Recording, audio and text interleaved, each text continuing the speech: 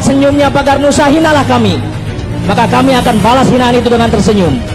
Tapi kalau kalian yang di luar sana ingin mencoba melihat keganasan kami, kekerasan kami, maka silakan kalian ganggu Nahdlatul Ulama, kalian ganggu Kiai, kalian ganggu NKRI, maka kalian akan tahu betapa kerasnya, betapa ganasnya Pagar Nusa yang ada di Nusantara. Bismillahirrahmanirrahim. Assalamualaikum warahmatullahi wabarakatuh. Berjumpa lagi setelah sekian lama tidak berjumpa di Pacitan 86. Ya, kali ini saya sedang ronda malam. Di sini bisa dilihat ada daftar ronda ya. Mohon maaf ini. Nah, di sini adalah jalan raya. Nah, di sini ada karambelnya. Nah, di sini saya browsing dan menemukan sebuah video YouTube yang menurut saya itu sangat menarik. Di situ menceritakan tentang keris. Nah, keris, eksistensi keris, dan penjelasannya tentang kebudayaan Indonesia, kebudayaan warisan para leluhur kita. Dan saya sangat bangga ini ya, karena saya sendiri memiliki keris yang kemarin sudah saya sampaikan. Nah, tapi dalam video ini kerisnya itu dikatakan berkelok-kelok, tapi sebenarnya keris itu ada yang lurus juga. Bagaimana videonya? Selamat menyaksikan. Bereaksi seperti apa ketika melihat kaum maha benar yang tidak pernah salah, yang merupakan perwakilan Tuhan di muka bumi ini, memotong-motong keris pada salah satu video yang sempat viral. Bahkan gak tahu mulai dari mana narasi ini. Jika saya mencaci maki mereka, maka saya akan sama seperti mereka, para manusia berkasta rendah yang sibuk merusak warisan negeri ini. Mungkin ini adalah momen di mana kita merindukan figur-figur besar seperti Gus Dur, Quraish Shihab, yang adem, tenang, dan intelektual. Mereka benar-benar bisa menunjukkan keindahan sebuah kebebasan berpikir dalam landasan ilmu pengetahuan, tanpa merasa paling benar. Tapi ya inilah negerimu. Kalau kita nggak berusaha mulai memperbaiki, siapa lagi? Bagi mereka yang merusak, agendanya jauh lebih gampang daripada kita yang membangun dan memperbaiki. Gini, buat kalian. Ya, kalian yang suka memasukkan warisan pendahulu kami, ajaran pendahulu kami sebagai sesuatu yang terlarang. Kami sampaikan bahwa kalian adalah manusia bodoh yang tidak tahu apa-apa. Tapi, sebagai sesama Bumi Putra, kali ini kami akan ajarkan kalian bagaimana berpikir, berlogika, dan bertindak.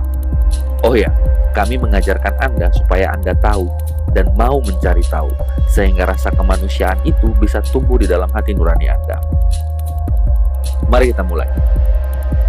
Keris belum tentu berharga bagi semua orang. Itu benar. Yang Anda lupa bahwa keris itu berharga buat orang Jawa. Walaupun keris ini penyebarannya luas dan hampir di seluruh wilayah Nusantara, Jawa hanya perwakilan. Ada kata berharga di sana. Artinya, apakah salah jika Anda belajar menghargai sesuatu yang berharga buat orang lain atau suku lain? Di sini saja kemanusiaanmu sudah kacau, bos. Lalu, para kaum malas baca yang memotong keris ini juga sudah mulai harus membaca. Percayalah, membaca itu bisa menambah pendidikanmu dan memberikan nutrisi pada otak, sehingga otakmu yang sebelumnya isinya pupuk kandang bisa terganti dengan nutrisi pengetahuan. Keris itu adalah sebuah mahakarya. Siapa yang tidak pakai keris pada zamannya? Kamu bisa lihat semua foto pahlawan yang berasal dari tanah Jawa sebagai contoh. Semuanya berkeris. Lalu masalahnya di mana? Keris berfungsi sebagai status sosial, sebagai pelindung diri, dan sebuah mahakarya seni. Dalam satu benda, ada 3 fungsi yang sangat esensial. Lalu saya nggak habis pikir, siapa yang mulai menghubungkan keris dengan hal-hal gaib dan mistis? Gini mas bro, referensimu jangan menggunakan film-film dukun yang di televisi lokal yang merusak citra Nusantara. Bahkan definisi dukun saja sudah dirusak. Kalian paham istilah dukun beranak nggak? Itu artinya orang yang membantu melahirkan. Diperlukan kemampuan khusus di sana, bukan sembarangan. Lalu tiba-tiba istilah dukun menjadi negatif. Belum lagi settingannya ditambah dengan kemenyan, yang membuat kemenyan menjadi sesuatu yang bersifat negatif juga. Mas bro, Vatikan dan Arab juga pakai menyan. Kalian bisa cari semua datanya. Dari pelabuhan baru semenjak baru didirikan. Kalian kemana aja? Kembali ke keris. Keris itu bisa dikatakan sebagai sebuah penemuan yang sudah sangat keren pada zamannya. Sangat baik dan tepat. Ingat, pada zamannya. Sama kayak kamu lagi pakai smartphone seri tertentu yang otomatis menunjukkan siapa kamu, personal branding kamu. Paham ya?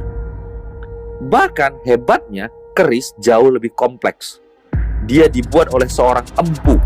Untuk menjadi empu saja tidak gampang. Mungkin di zaman kita itu sudah S3 kali. Keris juga dibuat dengan bilah yang berlekuk. Setiap lekuk ada pemaknaan. Ada pemaknaan filosofis di dalamnya. Ada konsepnya. Belum lagi kalau kita bahas mengenai masalah pamor. Jauh lebih susah. Apalagi ditambah dengan penempatan keris. Ada yang di depan, ada yang di samping, dan lain-lain. Ada ilmu pengetahuan di dalamnya yang harus kita teliti, kita pelajari, bukan kita hancurkan. Keris bahkan dianggap sebagai warisan dunia oleh UNESCO. Dunia mengakuinya.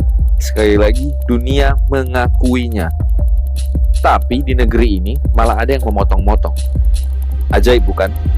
Saya nggak tahu apakah pemerintah sudah mengambil tindakan tegas buat ini. Karena bagi saya, yang dirusak bukan hanya keris, tapi itu adalah pamor bangsa di mata dunia. Bukti eksistensi dan kemampuan para pendahulu kita sebagai salah satu pemilik peradaban tertinggi dunia. Saran saya, lain kali jika kalian tidak suka dengan keris, mending berikan ke yang suka. Jadi pahala juga kan buat kalian. Gampang toh, kenapa harus dirusak? Kesimpulannya cuma satu, Sang Pencipta memang memberikan kita otak.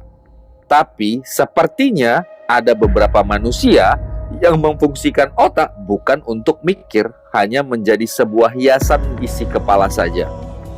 Nah, demikian video tersebut dan terima kasih.